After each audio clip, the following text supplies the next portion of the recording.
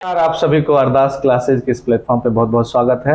और आज खुशी के मारे सबका लग रहा, पीछे आपकी देखिए इनका चेहरा, तो मनीषा का जोरदार तालियों से स्वागत करें। और थैंक यू। नवोदय विद्यालय के तीजी टीम में इन्होंने फाइनली सिलेक्शन ले लिया है और हम इनको बहुत बहुत बधाई देते हैं। कॉन्ग्रेचुलेशंस। तो मनीषा, आप बताइए इस खुशी के पल में आप कैसा महसूस कर रही हैं? आज आपको कैसा लगा? फिलहाल तो मुझे यकीन ही नहीं हो रहा कि मेरा हो गया है। अच्छा, ऐसे ही होता है अक्सर। आप लोगों को क्या लगता है? मुझे लगता है कि वो तमाम आप सभी विद्यार्थी जो तैयारी करते हैं रिजल्ट तक, और रिजल्ट के बाद भी कुछ पल तक लगता है कि पता नहीं। अभी हालांकि मुश्किल से 15-20 मिनट पहले रिजल्ट आया है और वो रिजल्ट अभी चूंकि पार्ट वाइज मिल रहा है सभी लोगों को और एक निश्चित डेट की गई है, और वो डेट है जिस डेट में सबको बुलाया जाएगा 13 जून को। सभी को वो लिंक मिल जाएगा जो अभी मनीषा को मिला है, और मनीषा जैसे कई विषयों में कई बच्चों को मिला है। टीजीटी सोशल साइंस, यहाँ क्लियर कराना चाहूँगा कि अभी उसी लिंक के बेस पे ही सभी बच्चे अपने रिजल्ट को मान के चल रहे हैं, और वो उन्हीं बच्चों में से कुछ बच्चों को हमारे प्रधानमंत्री ऑनलाइन रोजगार मेला के तहत संबोधित करते हुए इनको ये उपाधि, ये नौकरी की जो उपलब्धि है वो देंगे सबको। तो मैं मनीषा से पूछना चाहूँगा कि बच्चों, आप में से कुछ सवाल पूछना चाहेंगे जो तैयारी कर रहे हैं अभी? बताइए। सर से आप कैसे मिले? उनका है कि आपका आगमन कैसे हुआ और किस तरह से अरदास क्लासेज? जी सर, सबसे पहले हम कोचिंग देखने के लिए आए थे, तो 2 दिन हम देख के जा चुके थे अलग अलग कोचिंग में, तो हमें थोड़ा ठीक सा नहीं लग रहा था। उसके बाद दूसरा दिन था हमारा, हम आए और सर थे नहीं कैबिन में उस दिन, तो हम एक बार तो वापस जाने लगे थे, लेकिन फिर आवाज़ दी तो पीछे से सर आए। सर से हमने बातचीत की काफ़ी देर। सर ने हमें उसी दिन यकीन दिलवाया कि आप कर सकते हैं, तो हमें लगा कि यही वो जगह है जो हम ढूंढ रहे थे। तो इस बीच में आप जब आए तो आपको एक तो आत्मविश्वास बढ़ा, मुझे जहां तक लगता है। जी। एक मूवी आई थी पिपली लाइव, आप लोग देखेंगे, उसमें एक नत्था की कहानी है, और वो नत्था मीडिया की नज़रों में बेवजह उसको कैसे बड़े लेवल पे बढ़ा चढ़ा दिया जाता है, और एक ओरिजिनल किसान भी होता है उसमें, जो बेचारे गड्ढे में मेहनत करते करते वहीं मर जाता है, कोई पूछने वाला नहीं होता। तो मुझे लगता है कि अभी खूब चल रहा है, लोग बड़े बड़े ऑफर त्याग रहे हैं, बड़े बड़े उस पर। यूट्यूब पे भी आप लोग देखते होंगे जितने भी लोग बुलाए जाते हैं वो मिलेनियर होते हैं पहले से ही, यानी कि नहीं कुछ तो 10 लाख कम से कम आपके सब्सक्राइबर हैं, तो मैं ज़रूर यहाँ पे बुला लूँगा। किसी ऐसे लोगों को बुलाइए जो ओरिजिनल कहीं मेहनत कर रहे हों, तो मुझे समझ में आएगा कि सच्चाई क्या होती है। रिजल्ट के साथ हम पहले से भी हैं, हमें ना तो कोई ऑफर मिला, मुझे नहीं लगता कि ऑफर किसी को मिलता है। ओरिजिनल मेहनत करेंगे तो शायद ऑफर की जरूरत नहीं पड़ेगी, और मुझे अभी भी नहीं मिला है, और कल को भी मैं नहीं कहूँगा कि ऑफर ठुकरा के मैं बच्चों को लेके आगे बढ़ रहा हूँ। तो मनीषा हमारे लिए बहुत बड़ा ऑफर है, और आप सब हैं, हम चाहेंगे कि इस सफलता को सभी महसूस करें। तो मनीषा, ये बताइए कि जब आप आए तो उस दौरान से अभी तक कुछ बच्चों का सिलेक्शन देखा होगा, आप जब वहाँ भीड़ में बैठी थी तो आप भी कुछ महसूस कर रहे होंगे कि कैसे क्या होगा, कब होगा। आज भी लग रहा होगा कि बहुत कुछ सोचकर चले थे, हमने और भी सारी प्रोमिसेज आपसे की हैं, तो क्या महसूस कर रहे थे और किन किन का देखा यहाँ पर रिजल्ट? जी सर, वो बच्चे भी थोड़ा याद करें आप लोग। हाँ, हम आए थे तो सर ने हमें बताया था कि जॉब जो तुम ले लोगे, जैसे उससे पहले का हमारा एकेडमिक पूछा था सर ने, और ये बोला था कि अगर आप हमारे अकॉर्डिंग काम करोगे तो जॉब तो पक्की है। तो उससे पहले हमें अपने आप पे भरोसा सा उठ गया था, क्योंकि बहुत सारे एग्जाम थे जिसमें हम बहुत पास जाके रुके थे सिलेक्शन में। तो हमें लगा चलो एक बार और कर लेते हैं, हम थोड़ा फेल होंगे तो सर होंगे इस बार। तो ये सब सोच के हम तैयारी करने लगे थे। तो उसके बाद जैसे यूपी पीजीटी और असिस्टेंट प्रोफेसर वाले के लिए हम आए थे, बीच में एनवीएस के आ गए फॉर्म, तो सर ने वही डलवा दिए कि जो भी आए हम सब करेंगे, पेपर तो सब देंगे। तो इसका हो गया। उसके अलावा जैसे सर का बर्थडे था और टीचर्स डे था, उसमें बहुत सारे बच्चे आए थे जो पहले से सिलेक्टेड थे। एक उनमें से मुझे याद है आईपीएस सर थे, और यूपी में असिस्टेंट प्रोफेसर थे कुछ जो हमारे सीनियर आए थे। तो उस दिन फंक्शन था, ये देख के मुझे लग रहा था कि हम कब आगे स्टेज तक पहुंचेंगे। आप में से और कोई सवाल पूछ सकते हैं बीच बीच में से। जैसे कि आपने बोला कि आप पहले से प्रिपेयर कर रहे थे, फिर इतनी बार मतलब जी अनसक्सेसफुल रहे और फिर कोचिंग में आए और मन वो में हो भी गया। तो आपको क्या लगता है कोचिंग की कितनी इम्पोर्टेंस होती है एक एग्जाम के प्रिपरेशन में, कैसे हेल्प करा? कोचिंग का ये है कि अगर आपको प्रॉपर गाइडेंस मिलती है तो आप कम समय में और कम एनर्जी में अपना लक्ष्य अचीव कर सकते हैं। जैसे हम पढ़ते पहले भी थे, पर हमें उससे पहले ये नहीं पता था कि पढ़ना क्या है और छोड़ना क्या है। तो यहाँ आने के बाद सर ने हमें बहुत सिलेक्टेड सा पढ़ने को दिया। ये नहीं ठीक था कि हम सब बुक्स पढ़ रहे थे। जब यहाँ आने से पहले हमें जो भी मिलता था वही पढ़ते रहते थे, लेकिन सर ने हमें सिलेक्टेड करवाया और कम समय में करवाया। तो मुझे लगता है कोचिंग का रोल तो है ही। और मनीषा से आप लोग ये भी पूछ सकते हैं कि जब यहाँ पर आए तो हमारे यहाँ जो एडमिशन होता है किसी भी बच्चे का, तो उसमें वो किसी पार्टिकुलर कोर्स को लेकर के आते हैं। और मेरा होता है कि कोई भी कोर्स जो आप चयन किए हैं उसकी भी आपको पूरी जानकारी नहीं है कि उसके अलावा और क्या क्या हो सकता है। तो हम कोशिश करते हैं कि उसके कैरियर के जितने ऑप्शन होते हैं सामने रखते हैं और बोलते हैं कि एक बार मेंबरशिप हो गई, आप अरदास से जुड़ गए हैं, तो आपको बगैर उपवास कराए यहाँ से भेजा नहीं जा सकता और आप अपने लक्ष्य तक पहुँचेंगे उससे जुड़े हुए पैरेलली। तो यूपी टीजीटी और पीजीटी का जो फॉर्म, और चूँकि मनीषा जैरब भी हैं तो लेक्चरशिप का भी फॉर्म इन्होंने भरा था, हम लोग उसी को टारगेट लेके चले थे। लेकिन चूँकि एग्ज़ाम में डिले हुआ और हमने कहा था कि इस बीच में जितने पेपर होंगे हम सब कोशिश करेंगे दिलाने का। और मेरे ख्याल से अभी तक मनीषा का 8-10 महीने का जो मेरे साथ सफ़र रहा है उसमें रिजल्ट लगभग 6 से 7 हैं और ये सारे पेपर लगभग 3 महीने के बाद एक ही महीने में हो गया था इंटरवल पे, और करीब करीब सब में ये सक्सेस रही। फाइनली सक्सेस अभी चूँकि एनबीएस का आया है और एनबीएस पीजीटी का हम लोग वेट कर रहे हैं।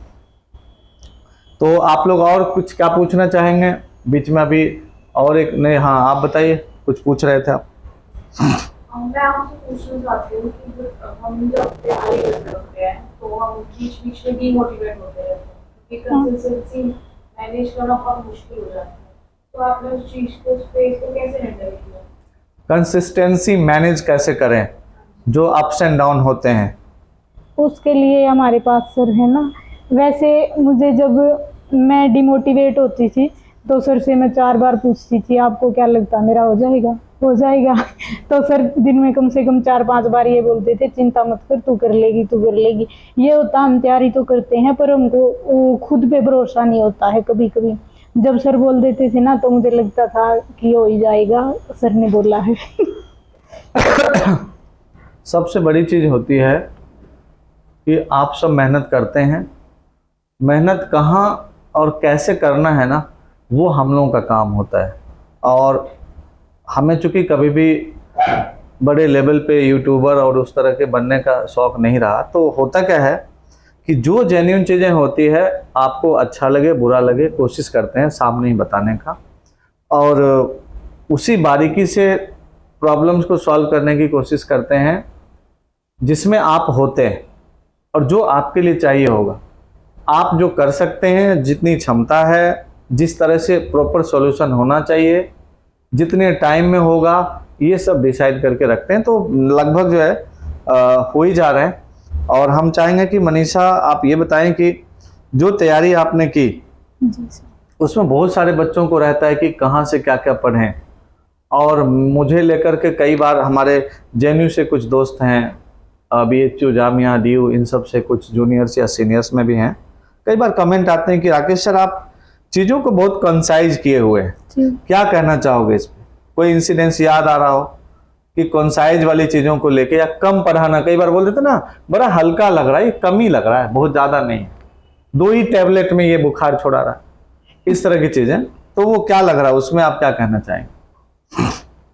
हाँ, जैसे हम जब तैयारी कर रहे थे तो मुझे स्टार्टिंग में यही लगा था कि नोट्स कम हैं एक दिन मैंने सर से क्लास में बोल दिया था ऐसे ही कि मेरी तो तैयारी नहीं हो रही अच्छे से, ये बाकी है वो बाकी है।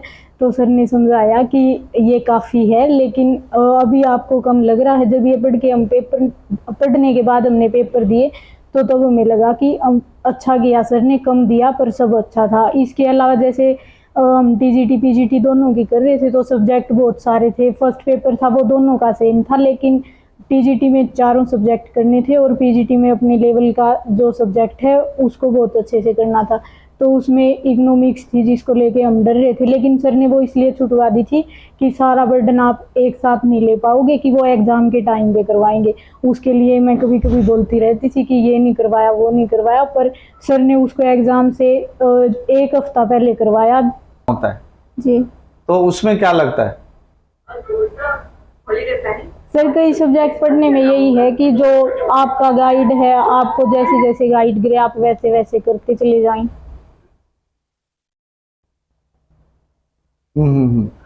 अच्छा, ये चीज बताओ कि आप लोग भी कई बार सोचते हैं, मेरे यहाँ बेसिकली क्या होता है कि हिस्ट्री, ज्योग्राफी, पॉलिटी बच्चे आते हैं पढ़ने, और अगर टीजीटी में हम जाते हैं तो टीजीटी में 4 सब्जेक्ट होता है, डीएसएसबी में, केबीएस, एनवीएस में भी। उसमें हिस्ट्री, ज्योग्राफी, पॉलिटी और इकोनॉमिक्स चारों होते हैं।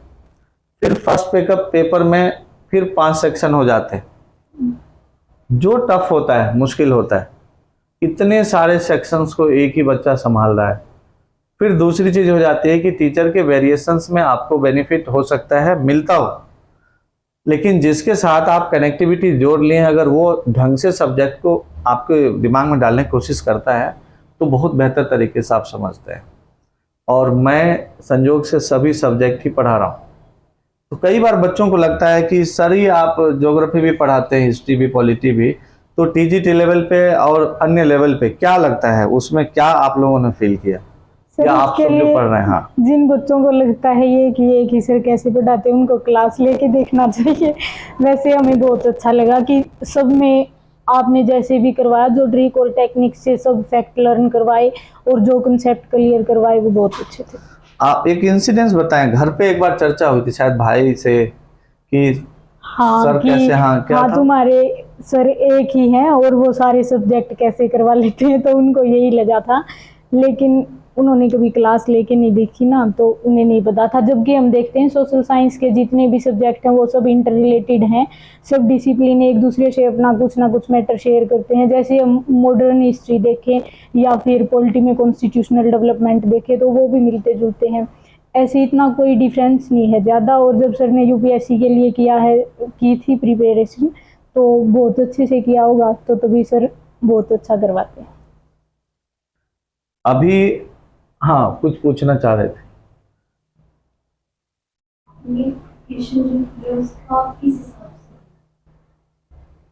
क्या?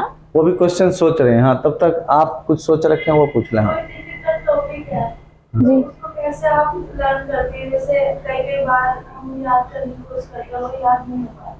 प्रश्न सोच लें। हाँ, वो करें डिफिकल्ट जो टॉपिक्स होते हैं कुछ एरिया, उसको कैसे लर्न करते हैं? उनको लर्न हंसते रह करवाने सकते हो, की कोई सर दिक्कत की अपनी टेक्निक्स है ना, मुझे वो बहुत काम आई।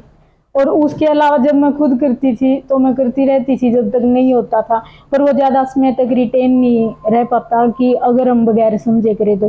पर सर ने जो करवाया कि कैसे खेल खेल में याद करवा देते हैं सब, वो बहुत हेल्पफुल रहा। अभी हमारे हिस्ट्री की एक बच्ची ने पूछा कि सर ये 16 महाजनपद में कैसे लिखूंगी, आपने कैसे याद किया?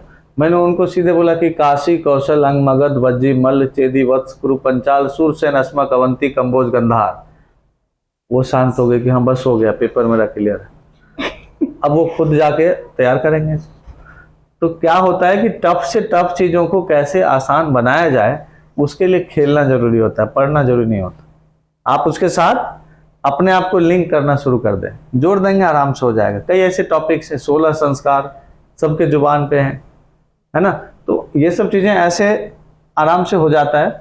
मेन होता है कि सिलेक्शन जब तक नहीं होता है तब तक साइकोलॉजिकली एक प्रेशर में आप होते हैं, और कहीं ना कहीं लगता है कि कुछ आ भी रहा है कि नहीं, पता नहीं क्या होगा नहीं होगा। ये अभी 15-20 मिनट पहले तक भी चल रहा था दिमाग में। और एक क्वेश्चन कल या परसों भी, रोज ही 2 दिन पहले भी आया कि क्या लग रहा है आपको जाते जाते भी यहाँ से कि मेरा हो जाएगा जो रिजल्ट आने वाला है। और मुझे तो कुछ दिन में लगता है बाबागिरी करवाएंगे आप लोग, भविष्यवाणी कि क्या लग रहा है। जिसको बोल देते कि ना अभी तो 8 महीने और लगेंगे, LIC वाला फॉर्म भरो, तो वो LIC वाला फॉर्म भर देता है कि हाँ अभी रहना है सर के साथ और लंबा। और हाँ, प्रश्न सोच रहे थे, हाँ पीछे से क्या पूछ रहे थे आप लोग, पूछ लो। ओ पीछे वाला सीटी बजा रहे थे, आप पूछो। हाँ पूछे। देखिए यहाँ कोई फॉर्मल कोई चीज ऐसा नहीं है, हम लोग स्टूडेंट के साथ जैसे नेचुरली बातचीत होनी चाहिए, रहनी चाहिए, बिल्कुल फ्री होके पढ़ते हैं, फ्री होके सब काम करते हैं, अपना ईमानदारी से करेंगे उसका परिणाम आ ही जाएगा। कहीं न कहीं अकेले में ईमानदारी में कुछ दिक्कतें होती है, हाँ वही दिक्कत। जैसे मतलब TGT आपने क्लियर किया है तो उसमें 4-5 सब्जेक्ट होते हैं, तो उसको कैसे टाइम टेबल कैसे मैनेज किया कि इस टाइम पर इतने सब्जेक्ट पढ़ने हैं, तो वो सब कैसे मैनेज किया था? इन सब का टाइम टेबल ये था कि सबसे पहले तो फॉर्म अप्लाई करने से पहले ही TGT के 3 सब्जेक्ट तो सर ने हमें पहले ही करवा दिए थे। जैसे हम आए तो सर ने ये बोला था कि अगर कोई भी फॉर्म आएगा तो हम सभी डलवाएंगे, तो सभी क्लासेस मेरी पहले से ही शुरू थी, जिसमें हमने पॉलिटी, हिस्ट्री और जियोग्राफी को पहले से कवर कर रखा था, उनकी बस रिवीजन करनी थी, तो ये हेल्पफुल रहा। और उसके अलावा टाइम मैनेजमेंट है वो मैं अपना टाइम टेबल सर से ही बनवाती थी कि किस सब्जेक्ट को कितना टाइम देना है, उस हिसाब से। बहुत ही बढ़िया सवाल पूछा, क्योंकि इनको पता ही नहीं था ये सवाल। आप बताइए इधर से। मेरा सवाल ये है कि आपने एग्जाम की प्रिपरेशन के समय बहुत सारी कठिनाइयों का सामना किया होगा, तो उसको आपने कैसे दूर किया, आपने किस तरीके से अपनी पढ़ाई को कंटिन्यू की? बहुत सारी कठिनाइयों का सामना करना पड़ा, जैसे कि पिताजी या चाचा जी बोलते हैं कि मैं नदी पार करके जाया करता था पैदल चल करके, और फिर किताब बस्ता यहाँ रख करके फिर स्कूल में पढ़ता था, फिर आया, फिर तेरा जन्म हो गया और तब से जा ही रहा हूँ नदी पार, तू पढ़ ही रहा है। तो ऐसी कोई परेशानी कठिनाई सामना नहीं होता। देखो पढ़ाई को करने के लिए अगर आप कठिनाई शब्द लाते हैं, ये दोनों कंट्रोवर्सी। आपको 8,000 रुपये से 10,000 रुपये की या 5,000 रुपये की भी सैलरी कोई दे, तो आप 8-10 घंटे कितने डिवोटेड होके जाना पड़ता है, मजबूरी। जैसे भी जाओ, आप काम करते हो ना ऑफिस में, क्यों? क्योंकि महीने के लास्ट में कुछ अदला सा कुछ पैसा मिल जाएगा। और यहाँ भविष्य की तैयारी हो रही है, जिसमें पता नहीं कितने करोड़ों छुपे हुए हो सकते हैं, संभावनाएं अनंत हैं। इसमें कठिनाई कहाँ से आया, समझ रहे हो? तो रो के गा के कोई काम करना मुझे लगता है कि जीवन नहीं है, उसमें जीने लगना ही क्या है, जीवन है। खूब एंजॉय करो। हाँ एक सवाल अभी याद आ गया। हाँ एग्जाम की जैसे एग्जाम हमारे पास आते हैं, हमें हेजिटेशन होने लगती है कि हम कैसे हम करेंगे, उसे आपने कैसे मैनेज किया? उसके लिए आप बार बार रिवीजन करो और प्रैक्टिस सेट लगाओ, या फिर आप प्रीवियस ईयर जो साथ साथ कर ही रहे होंगे, तो जितनी आप रिवीजन करते जाओगे तो आपका डर दूर होता जाएगा। अच्छा ये बताइए, कई बार बच्चे बोलते हैं कि सर आपके कॉन्ट्रैक्ट में कितने लोग होंगे, मैं बोलता हूँ कि 4,000। कुछ बोलते नहीं मोबाइल में कितने होंगे, मैं बोलता हूँ 1,800। फिर बच्चे इधर से एक पूछती है कि आपके सब्सक्राइबर सर कितने हैं तो मैं बोलता हूँ कि अपने ही बच्चे हमारे पसंद नहीं करते हैं, है ना। तो क्या लग रहा है, इसका क्या कारण हो सकता है? आप लोग भी जानकारी लीजिए कि क्या वजह हो सकती है। मसाला कम देता हूँ नहीं सर, मुझे लगता है बच्चे ऑफलाइन में ज़्यादा एंजॉय करते हैं, तो आपकी ऑफलाइन क्लास लेने के बाद ऑनलाइन देखने की ज़रूरत नहीं रहती ना, तो इसलिए वो देखते ही नहीं होंगे। अच्छा ऑनलाइन देख, मुझे लग रहा है कि इस वीडियो को भी, है ना, बड़े बड़े माहेश्वरी लोग हैं उन तक पहुंचाइए आप लोग कि भाई काम किया जा सकता है इस तरह से, है ना। तो लास्ट क्वेश्चन, हाँ कुछ पूछ रहे थे आप, इनके क्या जीवनचर्या क्या पूछना चाह रहे? अच्छा ये बताइए कि अगर आपसे ये कहा जाएगा कि अभी जितने अभी संस्थाएं काम कर रही हैं ऑनलाइन ऑफलाइन में, सबसे बड़ा अंतर क्या लगता है, और बच्चों के कैरियर और उसके सक्सेस में दोनों का क्या योगदान है? सर ये है कि और संस्थाओं और इस यहाँ जो मैंने डिफरेंस देखा वो यही है कि यहाँ हम एक फैमिली की तरह रहते हैं, और ये नहीं है कि कोई बिजनेस वाला तरीका है, जैसे इतने बजे आप आए, आपकी क्लास खत्म हुई तो आप चले गए क्लास करके। मेरे